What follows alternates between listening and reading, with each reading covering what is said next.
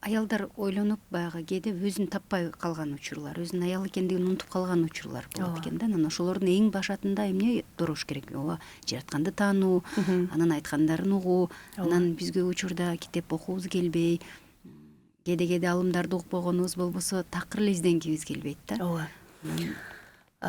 Билесизби, мага көптөгөн айымдар келет, сизге дагы көптөгөн айымдар барат, мен билем. Бирок ошол айымдардын ичинен алар менен сүйлөшүп атып, мен өзүмдөн дагы ошол айымдардан дагы байкайм.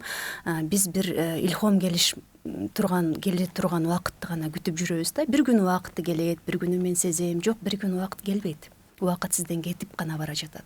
Убакыт сизди карай келе жаткан жок, убакыт сизден кетип бара жатат.